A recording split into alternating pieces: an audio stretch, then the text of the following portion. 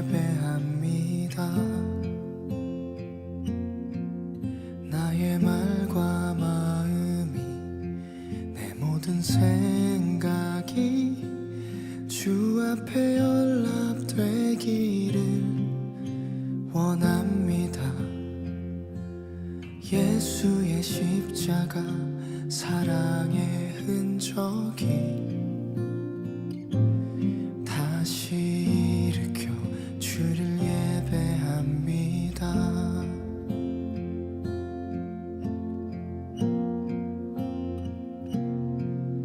나의 반석, 나의 요새,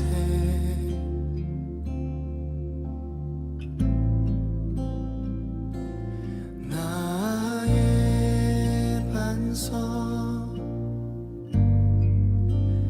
나의 요새,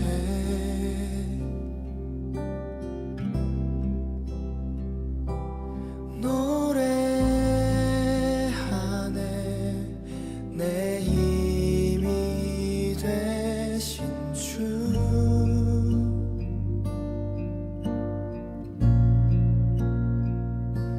주의 장막이 나의 힘이라. 나의 반석, 나의 반석, 나의 요새,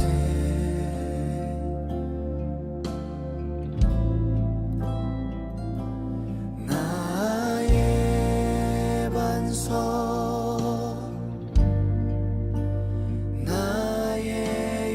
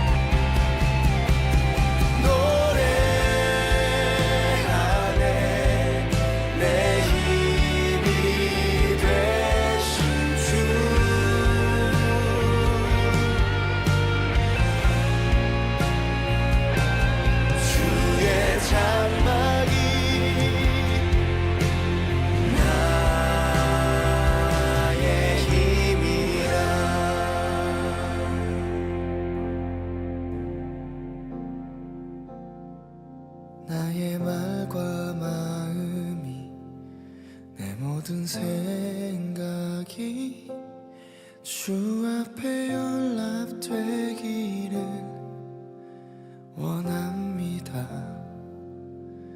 예수의 십자가 사랑의 흔적이 다시 일으켜 주를 예배합니다.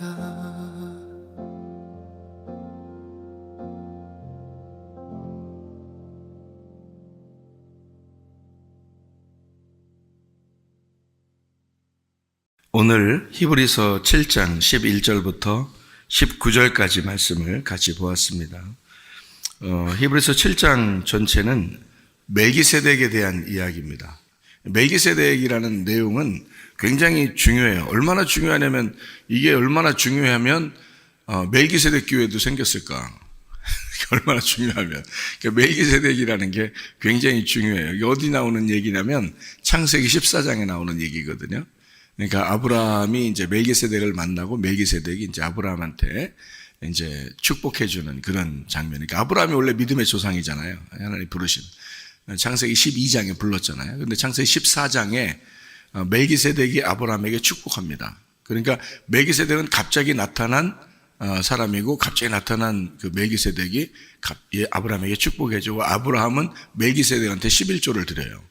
그러니까 이 멜기세덱은 보통 사람은 아니었던 거죠. 그 당시에도. 그러니까 멜기세덱이 갑자기 나타난 어떤 사람인데, 그 사람이 어떤 자라고 거기 성경에 써 있냐면 왕이면서 제사장이다 이렇게 써 있어요. 그러니까 왕이면서 제사장.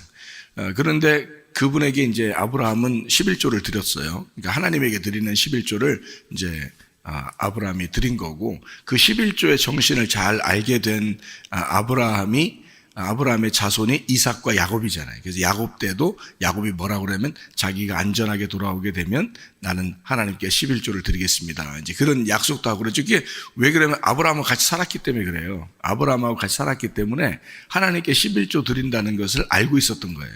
그러니까 그 11조가 바로 메시아, 그러니까 그리스도, 멜기세덱이라는 것을 알았기 때문에 그것을 하나님이라고 드렸다는 거죠.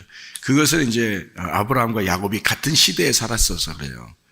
그래서 야곱은 아브라함이라는 할아버지한테 얘기를 많이 들은 거죠. 그 11조에 대한 이야기, 멜기세덱에 대한 이야기를 이제 들었던 거죠. 그러니까 아브라함 때 이미, 그러니까 원래 11조라는 그 율법적으로 11조 해야 된다라는 그런 말은 모세 때 생긴 거예요. 모세 때. 근데 모세는 뭐 아브라함보다 한참 후에 자손인데 뭐. 그죠? 후손, 아주 오랜 후에 후손인데, 아브라함 때도 이미 11조를 드렸단 말이에요. 멜기세덱한테. 그 멜기세덱이 특별한 사람이었다고요. 그걸 이제 설명을 해주는 거예요. 지금 히브리서 내용에서는 특별한 그 멜기세덱에 대한 이야기를 해주는데, 창세기 14장에 나오는 얘기를 이제 히브리 7장에 전체적으로 지금 멜기세덱을 설명하고 있는 겁니다. 그러니까 멜기세덱에 대한 이야기가 어떤 내용이냐 봤더니 7장 1절 거기가 핵심이고요. 7장 1절 거기가 핵심이고, 그 다음에 12절 거기가 핵심입니다. 1절에 보니까 뭐라고 되어 있냐면, 멜기세덱은 살렘 왕이요 지극히 높으신 하나님의 제사장이라 여러 왕을 쳐서 죽이고 돌아오는 아브라함을 만나 복을 빈 자라, 이렇게 되어 있죠. 이게 창세기 14장에 나와 있는 그런 내용이에요. 그리고 2절에 보니까 아브라함의 모든 것의 10분의 1을 그에게 나누어 주니라. 그 이름을 해석하면 먼저는 의의 왕이요, 그 다음은 살렘 왕이니 곧 평강의 왕이요. 그리고 이제 멜기세덱 설명하죠. 아버지도 없고 어머니도 없고 족보도 없고 시작한 날도 없고 생명의 끝도 없어 하나님의 아들과 닮아서 항상 제사장으로 있느니라, 이렇게 돼 있으니까 이건 뭐 완전히 하나님에 대한 설명이죠. 하나님 아들에 대한 설명이니까 멜기세덱 자체는 사람이 아닌 거죠. 그러니까 하나님에 대한 설명이에요. 족보도 없죠, 아버지도 없죠, 어머니도 없죠, 시작도 없죠, 끝도 없죠. 그러니까 영원하신 분이에요. 그분이 아브라함을 찾아온 거예요. 그래서 아브라함의 10의 1조, 10분의 1을 드렸다. 이제 그런 이야기가 거기 나오는 얘기고요. 이 멜기세덱이라는 분의 특징이 나오는데 두 가지 특징으로 나오죠. 하나는 왕이고, 그죠? 왕인데 하나는 제사장이에요. 그러니까 왕이면서 제사장이에요. 원래는 왕하고 제사장을 같이 겸할 수가 없어요. 성경적으로 보면 겸할 수 있는 사람이 없고 다 나누어서 해야 되거든요. 왕이면 왕, 제사장이면 제사장 이렇게 나눠야 되거든요. 성경적으로 보면. 그런데 이 두 개를 동시에 가지고 있는 분이 이 멜기세덱이었단 말이에요. 이 두 개를 동시에. 그러니까 왕이면서 제사장인 거예요. 근데 왕도 그냥 왕이 아니라 살렘 왕이라는 거예요. 살렘이 어디예요? 살렘. 예루살렘. 살렘이죠, 그죠? 살렘 왕이, 그러니까 예루살렘이 살렘 왕인데, 예루살렘 그러면 완전한 평화라는 뜻이에요. 그래서 완전 평화의 도시, 그게 예루살렘이에요, 원래가. 이 살렘을 거기다 붙여놓은 것은 예루살렘, 그리고 이제 예루살렘을 찬양하고 예루살렘을 기뻐하고 예루살렘을 향하여 창문을 열고 기도하고 예루살렘을 그렇게 좋아하는 것은 완전한 평화의 도시인데 그게 솔로몬 왕이 거기에 왕이기 때문에 그런 거죠. 솔로몬 왕이 솔로몬의 샬롬이잖아요. 그래서 예루살렘, 완전한 평화의 도시, 완전한 평화의 왕이 있는 곳, 그곳이 바로 예루살렘인 거죠. 그러니까 살렘 왕 그러면 원래 예루살렘의 왕이죠. 원래는 예루살렘의 왕. 그러니까 예루살렘의 왕인데 여기서 그냥 살렘 왕 이렇게 표현했죠. 근데 그 뜻을 해석하면 의의 왕이다 이렇게 했죠. 의로운 왕이다 이런 식으로 표현했단 말이에요. 그러면 이게 어떤 장소를 지정해서 설명하고 싶어서 얘기한 건 아닌 거예요. 그러니까 살렘 왕, 의의 왕, 그리고 제사장 이렇게 얘기했으니까 장소를 표현하고 싶어서 그런 게 아니라 영원한 하나님의 아들을 설명하고 싶어서 그런 거예요. 하나님의 아들을 설명하고 그분은 어떤 분이냐? 우리에게 평화의 왕이다. 평화의 왕이다라는 것을 알려주고 싶어서 그리고 의의 왕이다. 이걸 알려줘요. 왕은 왕인데 의로운 왕이고 그리고 평화의 왕이다. 이제 이름으로 말하면 솔로몬 왕 같은 그런 왕이다. 이런 얘기고요. 그리고 이제 제사장이다. 그러니까 원래는 나누어져 있어야 되는데 두 개 같이 있는, 그러니까 왕과 제사장이 같이 있는 그런 특별한 이제 멜기세덱을 여기서 지금 설명을 해주고 있습니다. 그게 누구라고요? 12절에 이게 핵심이 히브리서 7장 1절부터 3절까지를 이렇게 보니까 멜기세덱을 설명하고 그 다음에 12절에 뭐라고 되어 있냐면 제사 직분이 바뀌었은즉 이렇게 되어 있죠. 바뀌었은즉 율법도 반드시 바뀌어지리라. 그러니까 여기서 지금 원래 율법을 이게 담당해서 행하는 사람들이 제사장이잖아요. 제사를 담당하는 사람이 제사장들인데 그 제사의 직분이 바뀌니까 율법도 바뀌어야 된다는 거예요. 그러니까 바뀐다는 것이 핵심이에요. 여기 지금 7장, 히브리 7장을 설명하는 것은 지금 바꿔놓는 것을 설명하고 싶어서 그런 거예요. 뭘로 바꾸는 거예요? 뭘로 바꾸는 거예요? 그림자를 실체로 바꾸는 거예요. 그러니까 히브리서 7장은 지금 구약에 있었던 그림자가 뭐예요? 제사장들이 있었고 또 왕들이 있었고 또 율법이 있었고 제사들을 이렇게 지내는 것이 있었는데 그것을 누구로 바꾸고 싶어서 그런 거예요. 예수님으로 바꾸고 싶어서 그런 거예요. 그러니까 이게 지금 바뀌었다. 이게 핵심이에요. 그러니까 여기서는 멜기세덱을 설명하는 이유가 뭐라고요? 제사 직분을 바꾸고 싶어서 그런 거예요. 제사 직분이 구약에서 원래 내려오던 순서들이 있었는데 그것을 바꾸고 싶다. 누구로 바꾸고 싶냐면 예수님으로 바꾸고 싶다는 거예요. 그러니까 우리 레위 지파가 원래 제사를 맡고 있었잖아요. 그런데 그걸 바꾸고 싶다는 거예요. 히브리서를 뭐라고 표현할 수 있어요? 그러면 히브리를 뭐라고 해요? 히브리 이게 뭐냐면 강을 건넜다는 거거든요. 강을 건넜다. 여러분 강을 건넜다는 말이 뭐 영화 같은 것도 있는데 강을 건넜다. 넘지 못할 강을 건넜다. 다시는 돌아가지 못할 강을 건넜다. 뭐 이런 얘기죠. 돌아갈 수 없는 다리를 건넜다. 돌아올 수 없는 강을 건넜다.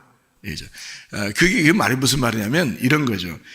애굽이라는 도시에서 홍해 바다를 건넜어요. 광야로 갔어요.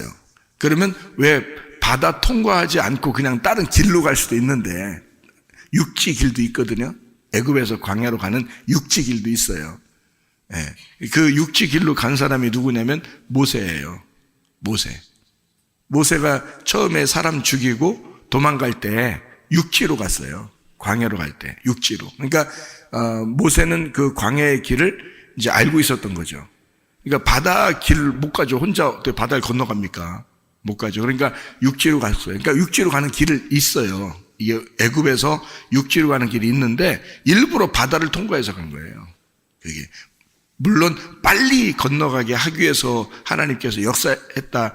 이제 과학적으로는 뭐 그렇게 할 수도 있겠는데 실제로 바다를 건너게 한 이유가 있어요.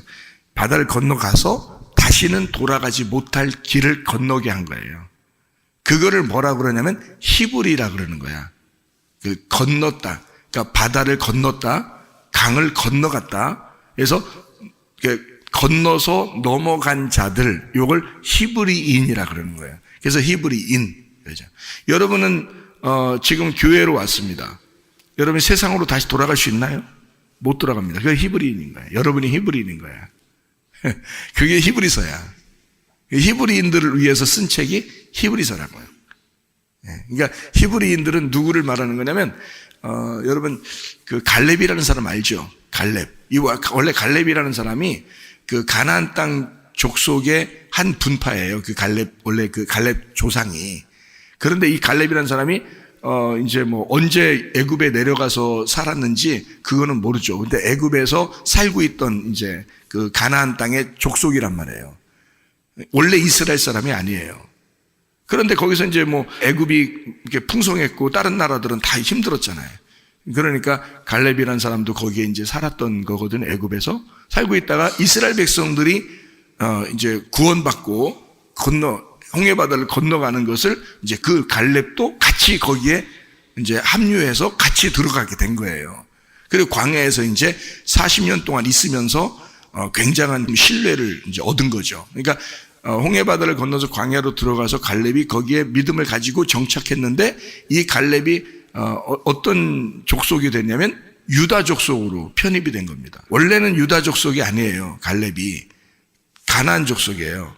그러니까 이방 백성이란 말입니다. 갈렙이라는 그 이름이 원래 그 유대인이 아닌데 갈렙이 유다 족속이 된 거예요. 그래서 유다 족속, 특별히 유다 족속에서도 정말 복받은 사람인데 이 사람이 헤브론 땅의 왕이 된 겁니다. 갈렙이. 그러니까 가나안 땅 들어가서 헤브론 땅을 자기한테 달라고 그랬잖아요. 갈렙이. 그래서 갈렙이 헤브론 땅을 차지했는데 그 헤브론 땅에서 갈렙이 왕인 거죠. 가나안 땅에 이스라엘 백성들 중에서요, 사울 왕이 있었습니다. 그죠? 사울 왕. 그리고 그 다음에 다윗 왕이 있었죠. 그 다윗 왕이, 사울 왕이 죽고 다윗 왕이 처음으로 왕이 될 때, 그때 다윗이 하나님 앞에 기도했어요. 하나님, 내가 어디에 가서, 어느 장소에 가서 내가 왕이 됐으면 좋겠습니까? 하나님께 물어봤어요. 다윗이. 그랬더니 하나님이 너는 헤브론으로 가서 왕이 되라. 그렇게 했어요. 그러니까 이 다윗이 처음부터 예루살렘으로 가서 왕이 된 게 아니에요. 헤브론으로 가서 7년 동안 왕이 된 겁니다. 왜 하나님은 그 헤브론 땅으로 보냈냐면 예루살렘의 왕이 되기 위해서는 헤브론에 가서 하나님과의 관계를 먼저 가지라는 거예요. 하나님과의 예배에 성공하라는 겁니다. 그러니까 다윗이 가서 7년 동안 거기서 왕이 돼서 살았어요. 거기가 어느 땅이냐면 유다 땅이에요. 유대인 땅. 누구 땅? 갈렙의 땅이에요. 갈렙의 땅. 거기서 왕이 된 거예요. 다윗이. 그러니까 다윗은 그 유다 족속이고 다윗은 그 후대 사람이란 말이에요. 그러니까 거기 다윗이 이제 헤브론 땅 하나님께 물어보니까 하나님이 일방적으로 거기 가서 왕이 되라 했으니까 헤브론에 가서 왕이 될 수밖에 없었던 거예요. 그 땅이 갈렙 땅이에요. 갈렙이 거기에 왕이었던 거죠. 갈렙 시대에는. 근데 이 갈렙이라는 사람이 거기서 왕이 됐을 때 이 갈렙은 원래는 유다 족속이 아닌데 유다 족속으로 와서 왕이 된 거잖아요. 그죠? 가나안 땅 들어가서는 헤브론 땅에서. 그러니까 여러분과 제가 사실은 이방 백성이잖아요. 우리는 아무것도 아니라고요. 근데 우리는 그냥 성경을 따라서 이 시대의 흐름, 그러니까 예수님의 역사의 흐름에 따라서 멜기세덱의 반차를 따라 우리는 그냥 따라온 거예요. 따라오다 보니까 여기까지 온 거예요. 여기 이방이 있는데 여기까지 와서 믿음을 지킨 거예요. 믿음을 지키니까 하나님께서 우리에게 히브리서라는 놀라운 책을 우리에게 주신 겁니다. 우리에게, 히브리인들인 우리에게 다시 세상으로 돌아갈 수 없는, 다시 애굽으로 돌아갈 수 없는, 광야로 나온 자들은 다시 애굽으로 못 돌아가요. 이 광야에 온 사람들이 가나안 땅으로 들어가면 가나안 땅 들어갈 때 또 요단강을 건너서 가게 하잖아요. 그냥 못 간다. 강을 건너야 된다니까요. 그게 히브리란 말이에요. 강을 건넜다. 넘지 못할, 그러니까 다시 돌아올 수 없는 강을 건너게 한 거예요. 여러분이 교회에 나온 것은 다시 세상으로 못 돌아가게 만들기. 그 길을 걷는 거예요, 여러분은. 그게 히브리인들이에요. 굉장하죠. 그러니까 히브리가. 그러니까 히브리서라는 건 굉장한 책입니다. 우리를 위한 책이에요. 그러니까 우리는 이방인이든 유대인이든 하나님에게 돌아와서 다시는 세상으로 돌아갈 수 없는 자들에게 쓴 책이에요. 그러니까 이거는 바뀌었다. 율법도 바뀌었고 제사도 바뀌었다는 거예요. 누구를 통해서? 예수를 통해서. 예수로 바뀌었다는 거예요. 그걸 설명하기 위해서 7장을 지금 얘기하는 거예요. 히브리서 7장 하면 이게 딱 중심이거든요. 히브리서 7장이 딱 중심인데 이 중심에다가 딱 요 말을 쓰는 거예요. 히브리인들은 이걸 잘 생각해 봐라 하면서 너희들 제사도 다 바뀌었고 율법도 다 바뀌었다. 그러니까 어느 누구나 히브리인이 될 수 있다는 얘기지. 어느 누구나. 그죠? 어느 누구나 히브리인이 될 수 있을 뿐만 아니라 갈렙처럼 왕도 될 수 있다는 거지. 헤브론 땅의 왕. 보통 일이 아니죠. 그죠? 그래서 우리를 뭐라고 그러냐면 너희는 왕 같은 제사장이요. 그러는 거예요. 우리 보고 왕 같은 제사장이요. 그러니까 이 왕 같은 제사장은 누구만 왕 같은 제사장이면 원래 예수님이에요. 멜기세덱이 왕 같은 제사장이라는 거예요. 멜기세덱이. 그러니까 멜기세덱은 이 두 가지를 다 같이 가지고 있는 분이 멜기세덱이에요. 왕이면서 제사장. 이 두 개를 다 같이 하는데 우리 보고 왕 같은 제사장이라는 거잖아요. 베드로서에서는. 그죠? 예, 그러니까 이거는 우리는 아무것도 아니었는데 히브리 백성이 됐는데 믿음을 따라 왔는데 강을 건넜더니 거기에 왕 같은 제사장들이 되더라. 이게 놀라운 하나님의 그 바뀐 역사. 그러니까 유대인에게만 축복하던 레위인들에게만 축복하던 그 축복을 건너서 히브리인들, 그러니까 건너온 자들에게 히브리인들에게 복을 주기 위해서 예수 그리스도가 그 다리 역할을 하셨다는 얘기예요. 그걸 제사도 바꿔놓고 율법도 바꿔놨다. 누가? 예수님이. 그걸 멜기세덱이라고 설명하고 싶어서 그런 거죠, 이게. 이해가 되겠죠? 무슨 말인가? 그래서 멜기세덱은 왕이면서 제사장, 유일한 왕이면서 제사장이었다. 이렇게 표현한 것입니다. 왕과 제사장을 왜 이렇게 같이 있는 게 중요하냐면 모세 알죠? 모세. 이스라엘 백성을 이끄는 위대한 영도자 모세. 모세는 이스라엘 백성을 끌고 나올 때 왕이었었단 말이에요. 모세가 왕이었는데 그냥 모세가 혼자 왕하면서 제사 다 드리고 하면 되잖아요. 그렇게 안 한단 말이에요. 아론이라는 사람을 세우는 거야. 아론이라는 사람을 세워서 모세는 왕하고 아론은 제사장 하는 거예요. 그래서 이 두 개가 합해져야 하나인 거야. 그래서 모세하고 아론이 같이 있어야 이게 하나인 거예요. 왕 같은 제사장이 되는 거예요. 이 두 개는 떨어지면 안 되는 거야. 둘이 하나야. 직분이. 그래서 이 두 개의 직분이 모세, 아론이 같이 하나이기 때문에 이 둘은 떨어질 수가 없어요. 그래서 아론은 모세한테 욕을 할 수가 있는 거예요. 아론은. 그래서 민수기 12장에 보면 모세가 구스 여자를 이렇게 아내로 맞아들였단 말이에요. 아프리카 구스 여자를. 이디오피아 구스 여자거든요. 피부가 검고 이스라엘 백성들이 아니기 때문에 부인으로 꼭 이 영도자가 꼭 그런 사람을 얻을 필요가 없는데 부인을 얻은 거예요. 이 에티오피아 여자를. 그러니까 좀 마음에 안 들었던 거예요. 자기 형제가 그러니까. 그래서 다른 사람들이 욕한 게 문제가 아니라 아론하고 미리암, 자기 형제들이 뭐라고 한 거예요. 왜 하필 너는 이렇게 좀 다른 여자 얻으면 되지 왜 꼭 그 여자를 이렇게 좋다고 결혼하려고 그러냐 이렇게 얘기한 거예요. 그때 이제 민수기 12장에 내 모세를 아무도 비난하지 마라. 모세가 한 거를. 이제 이것은 영적인 일이에요. 왜냐하면 피부가 검은 죄인을 신부로 맞아들이는 예수님을 설명하려고 했던 거예요. 하나님 입장에서는. 그러니까 그 일은 그것은 분명히 잘못한 거고 실수한 거지만 그걸 통해서 하나님의 말씀이 여기에 써 있는 것은 하나님께서 모세 편을 들어주면서 하나님의 설명을 하고 싶었던 거죠. 신랑 되신 예수님이 죄인인 피부가 검은 죄인인 인간들을 신부로 맞아들인다는 것을 설명하고 싶어서 한 거란 말이에요. 그러니까 하나님은 모세 편을 들어준 거지. 근데 미리암하고 아론하고 둘이 막 뭐라고 한 거예요. 욕한 거예요. 그러니까요. 모세는 또 이제 할 말 없지 뭐. 모세가 잘못한 거지 그게. 자기 민족들도 있는데 하필이면 다른 여자를 얻었으니까 할 말이 없잖아요. 그러니까 모세는 가만히 있으니까 하나님이 딱 나타나가지고 하나님이 변호해 주는 거예요. 모세한테 아무 말도 하지 마라. 왜? 모세는 내 종이고 내 온유한 자다. 그 사람만큼 온유하고 나에게 충성된 자가 없다.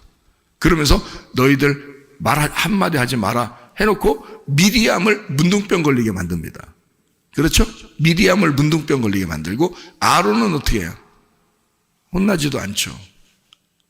아론은 할 수 있었던 거야, 얘기를. 아론은. 왜? 모세하고 아론은 같은 입장이니까. 모세는 왕이고 아론은 제사장이니까. 똑같은. 모세가 아론이고 아론이 모세인 거예요. 그래서 둘은 괜찮은 거야. 근데 미리암은 아니잖아. 미리암은 그 수준이 아니란 말이에요. 그쪽에 하나로 된 그 수준이 아니기 때문에 미리암은 혼난 거예요. 여자라 혼났다는 뜻이 아니에요. 그러니까 이 모세와 아론이라는 그 둘을 하나로 만드는 하나님의 그 말씀을 설명하기 위해서 요 아론을 혼낼 수가 없는 거예요. 하나님도. 이해가 되겠죠? 무슨 말인가? 이렇게 보니까 두 개씩 이렇게 나누어져서 일부러 하나님은 나누어서 무슨 일을 하는구나. 이렇게 왕이면서 제사장, 그러니까 왕과 제사장을 나누어서 설명을 하는구나 라는 그런 얘기를 우리가 알 수 있겠죠. 예수님은 태어날 때 아버지가 누구고 엄마가 누구예요? 예수님 태어날 때? 물론 이제 하나님이시죠. 하나님이시고 하나님 아버지가 예수님을 이제 아들을 이 땅에 보냈죠. 근데 이 땅에서 인간으로서는 누가 아버지고 누가 엄마인가요? 요셉하고 마리아죠. 그러면 마태복음 1장에는 누구 족보? 마태복음 1장 요셉 족보. 누가복음 3장에는 누구 족보? 마리아 족보예요. 그러니까 예수님이 요셉에게서 나오고 마리아에게서 나왔다는 걸 설명하기 위해서 누가복음은 이방인들에게 쓰는 거니까 족보가 하나님까지 올라가요. 그러면서 마리아 족보를 쓴 겁니다. 누구 배에서 태어났느냐? 그걸 쓰려고 했던 거고요.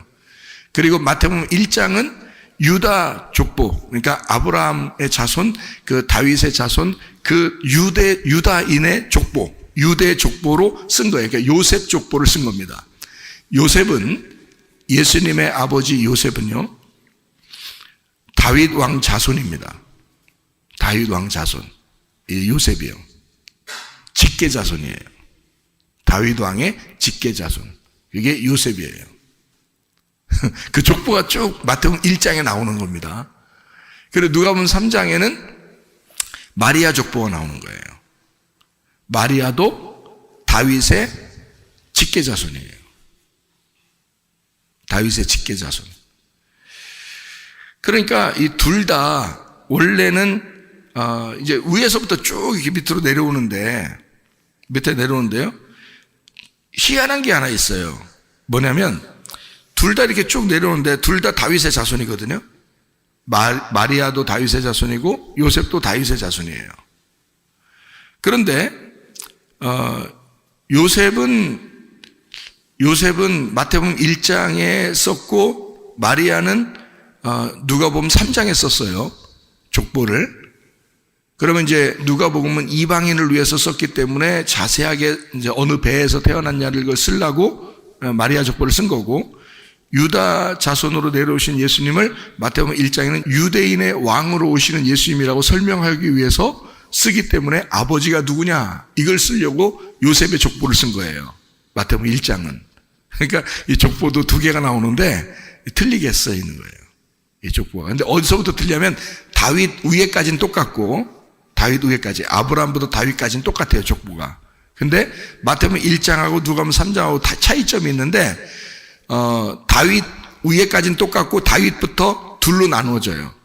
그래서 요셉이라는 이 족보는 다윗 왕의 아들 솔로몬, 왕족이죠, 왕족. 다윗 왕이고 솔로몬 왕이니까 솔로몬 왕의 자손이 이렇게 된 게 요셉이고요. 그리고 다윗의 아들 중에서 나단이라는 사람이 있었어요. 나단. 왜 나단이냐면 나단 선지자가 너무 그 훌륭한 선지자이기 때문에 이 다윗을 혼내기도 하고 책망하고 그런 선지자잖아요. 그래서 이 다윗이 아마 자기 아들의 이름을 나단이라는 이름을 아마 지었는가 봐요. 훌륭한 선지자의 이름을 지었는 건데, 그 나단이라는 이름이 있어요. 그러니까 아들 중에서 예루살렘에서 난 아들들이 있는데 그 중에 솔로몬 아들도 있고 나단이라는 아들이 있단 말이에요. 이 나단이라는 아들을 통해서는 마리아가 나왔어요. 그리고 솔로몬이라는 아들을 통해서는 요셉이 나왔고, 그러니까 둘 다 다윗의 자손인 거지. 그럼 다윗은 누구 자손이냐면 유다 자손이에요. 유다 자손. 그러니까 유다 자손으로 예수님이 나온 거예요. 그러니까 예수님을 유대인의 왕이라고 부르는 거죠. 예수님을. 무슨 말인지 알죠? 근데 특이한 게 하나 있는데, 마리아가 임신했을 때 그 친척 중에 하나가 또 임신한 사람이 있었어요. 그죠? 네, 그러니까 침례 요한을 낳은 엄마 아빠가 있었어요. 침례 요한은 레위 족속이거든요. 레위 족속.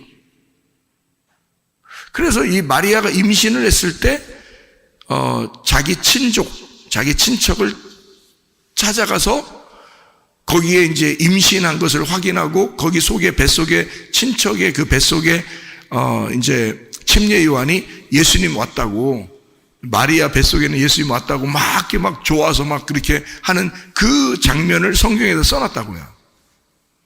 그러면 마리아가 친척을 찾아갔더니 그 친척은 어떤 족속이에요? 레위 족속인 거예요. 참 이상하죠? 그러니까 요셉은 유다 족속인데, 깨끗한 유다 족속인데, 마리아는 친척이 레위인들이요. 이상하죠, 그죠? 그러니까 레위는 원래 레위 족속들은 뭐 하는 사람들이죠? 제사를 드리는 사람들이에요. 그래서 침례 요한의 아버지가 제사를 드리고 있었죠. 그래서 반차를 따라, 그 질서죠. 반차라는 게 질서인데, 여기 히브리 7장에서도 멜기세덱의 반차를 따라 이렇게 했는데, 여기 반차라는 게요, 탁시스라는 말입니다.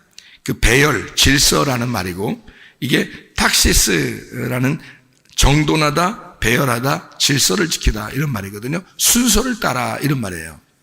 그러니까 순서를 따라 왔다, 그 말은 하나님의 계획에 의하여 오셨다, 그런 뜻이에요.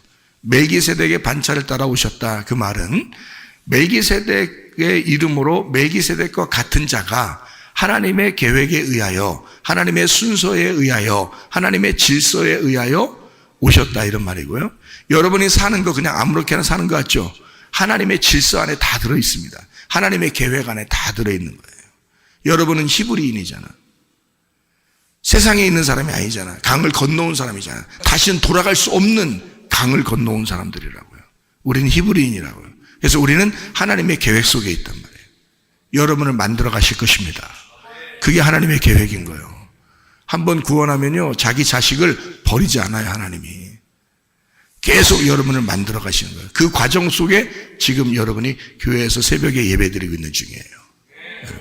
이게 하나님의 놀라운 계획인 거죠. 지나고 보면, 그래서 뒤돌아보면 하나님이 놀랍게 우리를 인도하셨구나라는 걸 깨닫게 되는 거죠. 저도 그걸 깨닫게 됐어요. 나이가 먹을수록, 하루를 살면 살수록 뒤를 돌아보면 하나님이 나를 인도하시고 계시구나, 이걸 분명히 깨닫게 된다는 말이죠. 그게 반차라는 겁니다. 반차. 하나님의 질서, 하나님의 계획, 하나님의 스케줄, 그것을 따라 멜기세덱의 반차를 따라. 그래서 예수가 그렇게 오셨다는 얘기예요. 왕이면서 제사장. 근데 원래는 이게 나누어져 있어야 된다는 거지. 하나는 유다 족속이 왕이고요. 하나는 레위 족속이 제사장이 되어야 되는 거거든요. 그래서 다윗 왕은 다윗 왕이에요. 그 대표가. 그래서 다윗 왕. 그래서 다윗 왕이 왕만 하지 제사장 역할을 못 하죠. 그래서 그 다윗 왕 때 제사장이 나단 제사장이라는, 나단 선지자라는 사람이 있었고요. 그죠? 그러니까 이렇게 제사장이 따로 있어요. 다윗이 있으면. 그러니까 왕과 제사장은 따로 두 개가 역할이 분리되어 있는데 그게 하나라는 거예요. 한 사람을 설명하는 것이다. 그거를 구약의 학개서하고 스가랴서에 보면 누가 나오냐면 스룹바벨이라는 총독이 왕이 나와요. 그리고 여호수아라는 대제사장이 나옵니다. 그러니까 스룹바벨과 여호수아 두 제사장이 하나님의 성전을 지어요. 둘은 나누어져서는 안 되기 때문에 그런 거예요. 자, 이거를 요한계시록에 가면 요한계시록 11장 그러면 여기 두 개, 이렇게 두 개죠? 11장에 둘이 나와요. 11장에 두 감람나무, 두 등잔대, 두 증인, 두 감람나무, 두 등잔대가 나와요. 그럼 그게 뭘까? 두 등잔대, 두 감람나무, 그게 올리브 기름이거든요. 올리브 기름을 짜는 나무, 두 개의 나무, 그리고 그 기름을 가진 등잔대, 두 기름을 가진 등불이란 말이에요. 두 개의 기름을 가진. 그러면 이게 두 증인이고 두 감람나무고 두 등잔대란 말이야. 그러면 틀림없이 뭘 얘기하는 걸까? 하나는 왕이고 하나는 제사장인 거지. 그러니까 구약을 이렇게 없애버리고 신약을 보는 게 아니에요. 같이 보는 거라고. 그러니까 같이 창세기부터 요한계시록까지 다 연결되어 있는 거라고. 이게 뭐냐면 창세기에서는 뭐라고? 멜기세덱이라고, 왕이면서 제사장인. 그리고 모세가 있을 때는 모세와 아론이 왕이면서 제사장이라고요. 그죠? 그리고 스룹바벨이 있을 때는 스룹바벨이 왕이고 여호수아 대제사장이 제사장인 거고, 다윗이 있을 때는 다윗이 왕인 거고 또 다른 제사장이 있는 거고요. 그리고 요한계시록에서는 두 감람나무, 두 등잔대, 두 증인 이렇게 있는데 그게 다 누구를 말하면 예수를 설명하려고 하는 거란 말이에요. 왕이면서 제사장. 그래서 두 개의 기름으로 되어 있는, 두 감람나무로 되어 있는 두 등잔대란 말이에요. 그러니까 하나는 예수를 말하고 그 예수의 몸인 교회를 말하는 거죠. 그러니까 예수와 교회. 그러니까 예수는 우리의 왕이시고 교회는 제사장이 돼서 이 세상에 하나님과 연결시키는 몸이 되는 거란 말이에요, 우리가. 그러니까 교회라는 게 그리스도예요. 여러분, 여러분 교회를 충성한다는 게 뭘 충성하는 거예요? 벽돌 하나 더 얹어 놓는 거예요? 청소 한 번 더 하는 거예요? 그게 충성이요? 그것도 충성이죠. 근데 그런 건 건물을 얘기하는 거잖아. 외적인 걸 얘기하는 거잖아. 실제로 교회라는 에클레시아는 그리스도의 몸이란 말이에요. 그리스도의 몸인데 이것은 그리스도라고. 여러분, 몸이 누구요? 이 몸이 나지. 머리도 나고 이 몸도 나잖아. 머리가 주인인 것뿐이죠. 머리가 주인이고 이 몸도 내 몸이지. 나잖아, 나. 그러면 교회도 예수님인 거지. 교회의 머리가 예수님이신 거고. 그죠? 이게 똑같은 두 감람나무, 두 등잔대, 두 증인이란 말이에요, 이게. 그래서 하나는 교회, 하나는 그리스도를 말하는 거예요. 근데 이게 둘이 같은 거란 말이지. 하나란 말이지. 이걸 왕 같은 제사장이라 그러는 거예요. 그게 이 마지막 시대에 교회가 두 증인의 역할을 하는 거란 말이에요. 교회가 이 세상에 대하여 왕이면서 제사장의 역할을 한다. 그래서 우리 보고 다 왕 같은 제사장이다 이렇게 말하는 거죠. 자, 그걸 누구라고 말했다고요? 멜기세덱이라고 얘기했다고. 여기서는 히브리 7장에서는 멜기세덱이라고 얘기했다고. 그가 누구라고요? 그가 예수님이라고. 그러니까 예수님은 왕이면서 제사장이라고. 근데 그거를 홀로 자기가 왕이시지만 제사장으로 와서 죽으셨다고요. 그러니까 제사장은 어디에서 돌아가시는 거냐면 땅에 와서 죽는 역할이에요. 그리고 하늘에 영원한 제사장이 되신 거지. 그러면 그분이 왕인 거야. 그래서 영원한 제사장이 되셨다. 그 말은 왕이 되셨다 그 말이죠. 그러니까 왕인 제사장이 되셨다. 그러니까 다시는 어떻게, 여기서 율법도 바뀌었죠. 예수님이 유다 자손으로 오셨죠. 뭐 엄마는 레위 계통에 있었다 할지라도 이 요셉은 아버지가 이제 유대인이잖아요. 그리고 다윗 자손이잖아요. 예수님이 다윗 자손으로, 다윗 왕의 자손으로 오셨단 말이에요. 왕이니까. 그리고 하나님의 아들로 오셨단 말이에요. 왕이신데. 그러니까 예수님은 왕이면서 제사장인데 이 모든 이 땅에서 제사 드리는 직분들은 다 둘씩 나누어져 가지고 사람들이, 하나는 왕이면서도 제사장 역할이 필요해서 제사장들이 제사를 드리면서 하나님께 나아가려고 했단 말이에요. 가까이 나아가려고, 예배를 드리려고. 그런데 예수님이 와가지고 자기가 왕이면서 제사장으로서 모든 직분을 다 완성해 버렸단 말이에요. 십자가에 매달려 죽으심으로 자기가 직접 제물이 되셨단 말이에요. 그냥 하나님의 아들이. 그래서 모든 제사를 완성해 버렸네. 더 이상 제사가 없는 거예요. 더 이상 예수님 이외에는 더 이상 제사가 없는 거예요. 그러니까 제사의 직분을 완성해 버렸기 때문에 더 이상 이런 제사나 율법이 필요가 없어진 거지. 예수가 필요한 거지, 우리한테는. 그러니까 예수만 있으면 되는 거지. 그래서 예수 이름 부르고 구원받는 거고, 예수 이름 따라서 가다가 주님 만나는 것입니다, 우리는. 그러니까 우리는 이제는 이 모든 제사나 율법이 바뀌었다. 누구로? 예수로. 그 설명을 하고 싶어서 여기에 히브리 7장을 쓴 것이니까 우리는 강을 건너온 자예요. 어차피 우리는 다시는 세상으로 돌아가지 않을 겁니다. 예수님을 따라가야 되는 사람이에요. 한 걸음씩이라도 계속 앞으로 전진해 나가는 사람들이고 그 사람들이 양인 거예요. 그러니 우리는 앞으로 가는 거지 뒤로 가는 게 아니죠. 뒤로 물러가 침륜에 빠질 자가 아니란 말이에요. 계속 앞으로 한 걸음 한 걸음씩 나아가는 사람들이고 다시는 돌아올 수 없는 강을 건넜기 때문에 다시 강을 건너 세상으로 간다는 건 불가능한 겁니다. 그런 히브리인들인 우리들에게 예수 그리스도가 모든 제사를 완성하시고 그가 하나님의 계획에 의하여 율법과 제사를 끝내버렸다. 그러므로 우리는 예수를 따라가 그 주님과 동행하다가 주님 만나는 것입니다. 기도하겠습니다.